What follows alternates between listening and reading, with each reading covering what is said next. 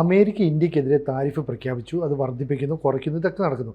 അതിൻ്റെ ഇടയിൽ തന്നെ G7 ഉച്ചകോടിയിൽ പങ്കെടുത്തുകൊണ്ട് ആ രാജ്യങ്ങൾക്ക് മേൽ പ്രഷർ ചെലുത്തുന്നു, ഇന്ത്യക്ക് മേൽ താരിഫ് കൂട്ടണമെന്ന്.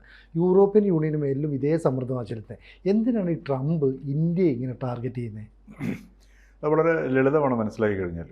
ഇപ്പോൾ ഉദാഹരണത്തിന് ഇപ്പോൾ ചൈനയാണ് അമേരിക്കയുടെ ഒരു മുഖ്യ ടാർഗറ്റെങ്കിലും ഇന്ത്യയാണ് ഇപ്പം വളഞ്ഞുകൊണ്ടിരിക്കുന്ന സാധനം. അതിന് രണ്ട് കാരണങ്ങളുണ്ട്.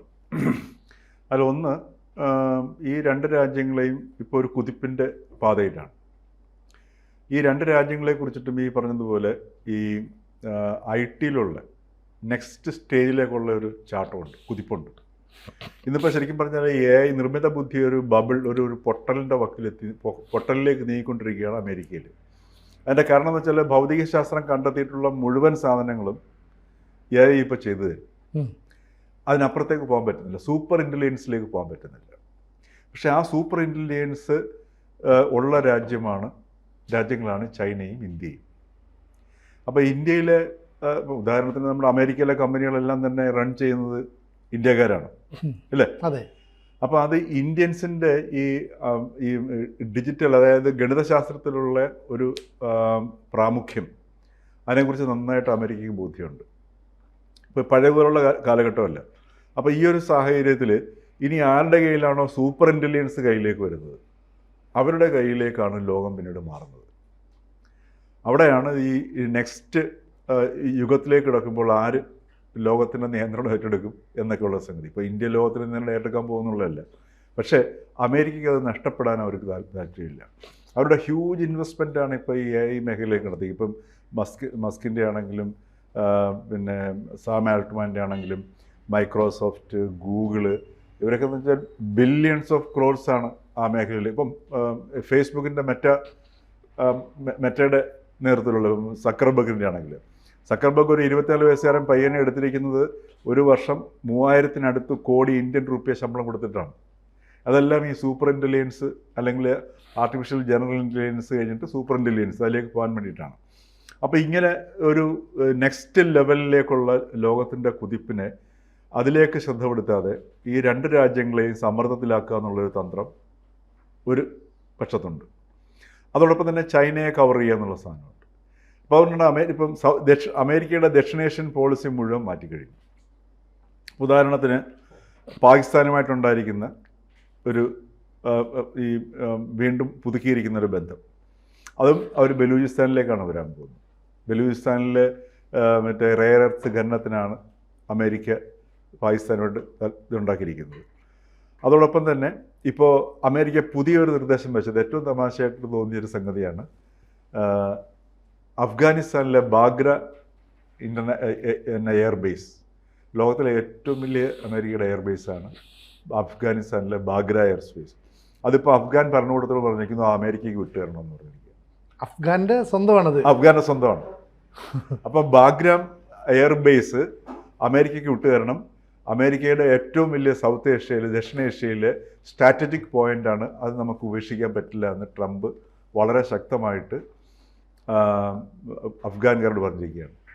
അപ്പോൾ താലിബാൻകാർ പറഞ്ഞിരിക്കുന്നത് അമേരിക്കയായിട്ട് ചർച്ച ചെയ്യാം, പക്ഷേ ഡെഫിനിറ്റ് നോ, ഒരു കാരണവശാലും ഇത് വിട്ടുതരുന്ന പ്രശ്നമില്ല എന്ന് പറഞ്ഞിരിക്കുക. അപ്പം നമ്മൾ മനസ്സിലാക്കേണ്ടത് അതിനോട് ചേർത്ത് വെച്ച് വായിക്കേണ്ട സംഗതിയാണ് ഇന്ത്യക്കെതിരെയുള്ള ഒരു രണ്ടാം സാങ്ഷൻ, പരോക്ഷമായൊരു സാങ്ഷൻ അമേരിക്ക പ്രഖ്യാപിച്ചിരിക്കുക, നടപ്പിലാക്കാൻ പോവുകയാണ്. അതായത് ഇറാനിലെ ചബഹാർ പോർട്ട്, അത് നമ്മുടെ ബലൂചിസ്ഥാൻ്റെ അതിർത്തിയിലാണ് ഈ ചബഹാർ പോർട്ട്. അത് ഇന്ത്യയാണ് റൺ ചെയ്യുന്നത്, 10 വർഷത്തേക്ക് ഇന്ത്യയാണ് റൺ ചെയ്യുന്നത്. ഇന്ത്യ അതിനകത്ത് $26 മില്യൺ അതിനകത്ത് ചെലവഴിച്ചിരിക്കുന്ന സാധനം. അപ്പോൾ ഇതുവരെ അതിന് പിന്നെ ഈ ഇറാനുള്ള ഒരു സാങ്ഷൻസ്, ഉപരോധങ്ങൾ ചബഹാർ പോർട്ടിനുണ്ടായിരുന്നില്ല. പക്ഷേ ഈ അടുത്ത മാസം തൊട്ട് അമേരിക്ക ചബഹാർ എയർപോർട്ടിന് സാങ്ഷൻ പ്രഖ്യാപിച്ചിരിക്കുക. അതായത് ഇന്ത്യക്കുള്ളൊരു പരോക്ഷമായ ഒരു പണിയാണ് സാർ. അതായത് നിരോധനമാണ്. അതായത് ഇപ്പം ഇറാന് ബാധിക്കുന്ന സകല ഉപരോധങ്ങളും ചബഹാർ എയർപോർട്ടിന് വേണ്ടി. ഇന്ത്യയുടെ സെൻട്രൽ ഏഷ്യയിലേക്കുള്ളൊരു കവാടം കൂടിയാണ് ഈ ചബഹാർ എയർപോർട്ട്. സത്യം പറഞ്ഞാൽ നമ്മളെക്കാൾ ഉപരി അഫ്ഗാനിസ്ഥാന് ഈ പറയുന്ന കടൽ തീരമില്ലാത്തതുകൊണ്ട് നമ്മൾ അവിടെ ഒരു ചബഹാർ എയർപോർട്ട് ഏറ്റെടുത്ത് വികസിപ്പിക്കുകയായിരുന്നില്ല. അഫ്ഗാൻ കൂടെ നമ്മളൊരു ലക്ഷ്യം വെച്ചിട്ടായിരുന്നില്ല. ഇത് ശരിക്കും അഫ്ഗാനിസ്ഥാനുള്ള പണിയും ഇന്ത്യക്കുള്ള പണിയും ഒരുപോലെ വരുന്നു. അതായത് ദക്ഷിണേഷ്യയുടെ പോളിസി മുഴുവൻ മാറുകയാണ് അമേരിക്ക മാറ്റി കഴിഞ്ഞു. അപ്പോൾ അവിടെ ഈ ഇന്ത്യയുടെ ഒരു വലിയ നഷ്ടം എന്ന് പറഞ്ഞു കഴിഞ്ഞാൽ ഇപ്പം ഇന്ത്യയുടെ സെൻട്രൽ ഏഷ്യയിലേക്കുള്ള സകല സംഗതികളും മാത്രമല്ല മറ്റൊരു കപ്പലുകളും അവിടേക്ക് അടുക്കാൻ പറ്റാത്തൊരവസ്ഥയിലേക്ക് വരും. അപ്പം ഇന്ത്യയെ ഒരു ഭാഗത്തേക്ക് വരിഞ്ഞു മുറുക്കുക. അപ്പോൾ ഇപ്പോൾ ആഭ്യന്തരമായിട്ട് ഈ പറഞ്ഞ നമുക്ക് നമ്മുടെ വിപണികൾ കണ്ടെത്തേണ്ടി വരും. അതേപോലെ തന്നെ ഇപ്പോൾ ട്രേഡിൻ്റെ പ്രശ്നത്തിൽ ഇപ്പോൾ നമ്മുടെ മുഖ്യമായ ഒരു ട്രേഡ് നടത്തിയിരുന്നത് അമേരിക്കയായിട്ടാണ്. അമേരിക്കയായിട്ട് ഒരു പക്ഷേ നമ്മൾ താരിഫിൻ്റെ കാര്യത്തിൽ കുറച്ച് വിട്ടുവീഴ്ച വരുത്തുന്നിരിക്കും, അമേരിക്കൻ തയ്യാറായെന്നിരിക്കും.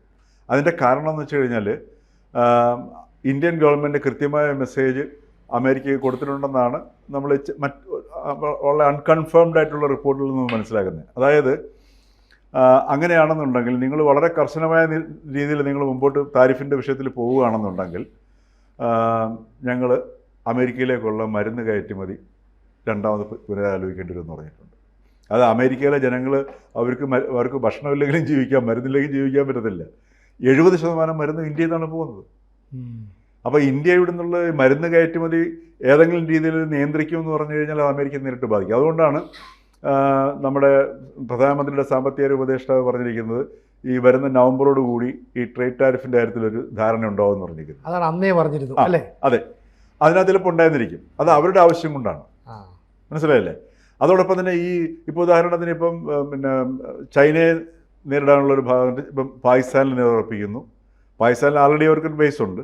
അതിൻ്റെ കൂടെ തന്നെ ബലൂചിസ്ഥാനിൽ അവർ മറ്റേ ഈ റെയർസ് ഖനനം ചെയ്യുന്നു, ഓയിൽ ഖനനം ചെയ്യുന്നു.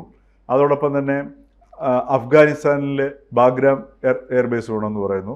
ചബഹാറിൽ ഇത് ചെയ്തു, ഇറാനിൽ ആക്രമിച്ചു.